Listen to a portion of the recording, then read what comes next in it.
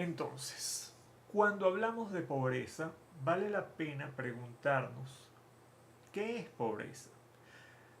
Resulta una pregunta quizás que podemos entender como tonta, porque todos tenemos en la cabeza más o menos algo con respecto a qué debe ser pobreza. Muchos vemos esa foto seguramente y la relacionamos con alguna idea de pobreza.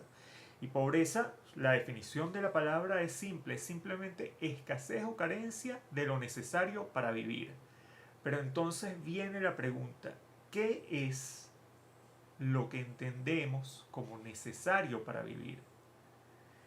Y aquí la respuesta no es solamente una respuesta técnica, es también una respuesta ideológica de nuestro modelo político de desarrollo y las perspectivas que plantea nuestro modelo. La primera pregunta que valdría la pena hacerse es si la pobreza es solamente un problema de dinero. Hay modelos que suponen que el ser pobre es simplemente aquel que no tiene dinero. Aquí ven en el dibujito un poco esa idea, ¿no? Además, quien tiene mucho dinero está feliz, ahí ustedes ven la cara, quien tiene poco dinero o quien no tiene nada de dinero está triste. Entonces hay una situación que no queremos o una situación no deseable que es el no tener dinero. Pero eso es solamente una parte del modelo. La pregunta es, ¿el dinero resuelve y el dinero es lo que es verdaderamente necesario para la vida? También hay otros modelos que hablan de el desarrollo y la forma en que debemos vivir. Aquí ustedes también en este dibujo pueden ver dos modelos diferentes donde el pobre es aquel que vive en una casa que seguramente puede ser parecida a un rancho, quizá no se viste elegante como el señor de dinero, no usa flus y corbata, no vive en grandes edificios. Ese es el problema de la pobreza, es un problema de desarrollo. Y eso también responde a otro, a otro modelo. Y han sido los modelos dominantes que son los modelos hegemónicos del capitalismo y que han influido mucho en nuestra forma de ver y de pensar la pobreza. Ciertamente la pobreza, si bien no es solamente un problema de dinero, seguramente sí es un problema de ingreso. Y en el mundo capitalista el dinero nos permite acceder a cosas. En Venezuela hemos utilizado, y el gobierno ha utilizado indicadores monetarios para medir la pobreza. Y se han utilizado al menos dos métodos. El primero es el de la línea de ingreso y el segundo el umbral internacional definido por el Banco Mundial. El método de línea de ingreso, ¿qué es lo que supone? El Banco Central de Venezuela publica regularmente a partir del sondeo económico que hace y a partir de la encuesta de hogares por muestreo y el índice de precios al consumidor, una cosa que se llama la canasta básica. ¿Y qué es la canasta básica? La canasta y la canasta alimentaria. La canasta alimentaria es la base de la cantidad de dinero que necesita una familia para cubrir sus requerimientos alimentarios.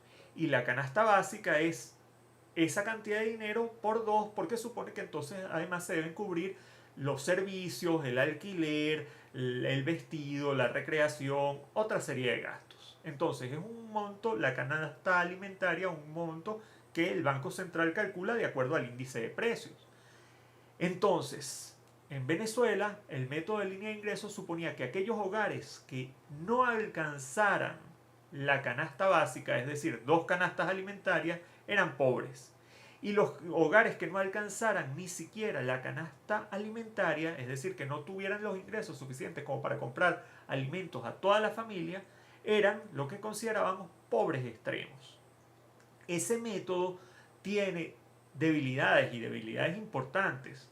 ¿Por qué? Porque, por ejemplo, dentro de nuestro modelo, el acceso a los CLAP supone que hay un ingreso o hay la posibilidad de acceder a los alimentos sin necesidad de tener el gasto que eso supone en el mercado.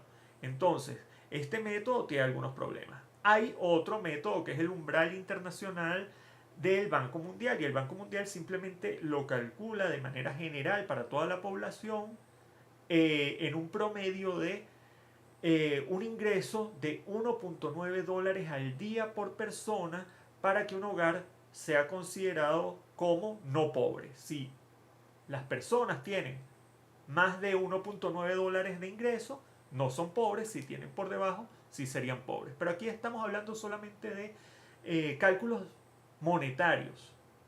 Hay otra forma también que se ha utilizado y se ha utilizado en Latinoamérica para calcular o para interpretar la pobreza. Un método muy usado en Venezuela fue el método de necesidades básicas insatisfechas. ¿Y qué es lo que supone? Que hay al menos 5 necesidades que debe cubrir todo hogar para no ser pobre. ¿Cuáles son? La primera, que los niños entre 7 y 12 años de ese hogar asistan a la escuela. La segunda, que no haya más de 3 personas en cada cuarto para dormir en las viviendas. La tercera, que esa vivienda además sea una vivienda adecuada, que no sea un rancho, que no sea un tráiler, que no sea un remolque, que tenga paredes consolidadas, que tenga servicios de agua, de luz. La cuarta necesidad sería que el hogar tuviera servicios básicos, es decir, agua y electricidad fundamentalmente. Y la tercera, que no hubiera alta dependencia económica. ¿Y qué se supone eso? Que son hogares donde, aquí está la descripción, de jefes cuya escolaridad es menor a 3 años o 3 grados de educación formal, y donde el número de personas por cada ocupado, el número de personas por cada persona que trabaja no sea mayor de 3. Es decir, que en un hogar de 4 personas haya al menos uno trabajando. En un hogar de más de 4 personas, al menos 2 trabajando. Si el hogar es más de 8 personas, tiene que haber 3 personas trabajando. Y así se entiende que no hay alta dependencia económica. Este método también tiene una serie de debilidades que veremos a continuación. Ahora, de acuerdo al artículo que se discutió con respecto al método seguido en China y los indicadores de pobreza seguidos en China se hizo un índice compuesto similar al de las necesidades básicas insatisfechas, pero que combinaba el ingreso, las garantías y las seguridades. Hablan de un método que se implantó en 2013 de un ingreso, 2 seguridades y 3 garantías. ¿Cuál es el ingreso? Un ingreso superior por persona de 2.3 dólares diarios. Todas las personas debían tener un ingreso superior a este. En segundo lugar, 2 seguridades. Que las personas tuvieran asegurada o garantizada su alimentación y su vestido. Y en tercer lugar, las garantías. ¿Cuáles son esas garantías? Que haya acceso a servicios médicos básicos, a una vivienda segura con electricidad y agua potable, y además el acceso a la educación pública gratuita, pero además obligatoria. Entonces, esta es la forma en la que en China se entendió la pobreza a partir de 2013. Entonces, como pueden ver, son métodos bien diferentes. La pregunta es, si ya en Venezuela hemos usado el método de las necesidades básicas insatisfechas, ¿por qué buscar nuevos indicadores? Bueno, la verdad es que tanto el método de línea de ingreso, como vimos, pero también el método de las necesidades básicas insatisfechas tienen muchas debilidades. Por ejemplo, aquí ustedes pueden ver la línea punteada de azul es los pobres y la línea anaranjada es los pobres extremos desde 1999 hasta 2019 al final de la línea, del gráfico. Como pueden ver, ha habido una reducción evidente en los niveles de pobreza, pero ha habido una estabilidad a partir cerca del 2013-2014 en esos niveles que hace que ronde la pobreza alrededor de 15% y la pobreza extrema alrededor del 5%. Y realmente, siendo sinceros, en los últimos años nosotros hemos visto que las condiciones de vida del venezolano tuvieron unos golpes bien fuertes debido al bloqueo y a las medidas coercitivas unilaterales que no están reflejados acá. Pero también ha habido toda una serie de políticas del gobierno en diferentes áreas y aspectos que no están reflejadas acá. Entonces necesitamos un método que nos oriente y nos guíe de acuerdo a nuestras políticas y a nuestra visión de lo que debe ser la sociedad venezolana, de lo que deben ser los hogares venezolanos. Y aquí realmente este método no nos orienta como, viendo en la gráfica anterior, o disculpen, en la lámina anterior, se orientaron en la República Popular China a partir de qué son los elementos que el Estado debe garantizar para considerar que su población tiene las condiciones mínimas para la vida. Como decíamos en la primera lámina, ese es el concepto de pobreza, cuando hay escasez o carencia de lo necesario para vivir.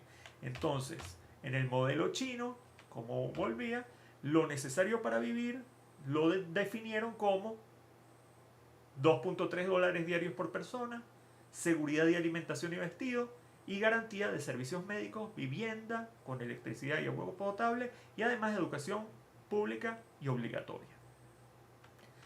Ahora, obviamente, en pueblos indígenas, lo necesario para vivir, por lo menos para aquellos que están en sus comunidades, en territorios ancestrales, quizá no son estos mismos parámetros.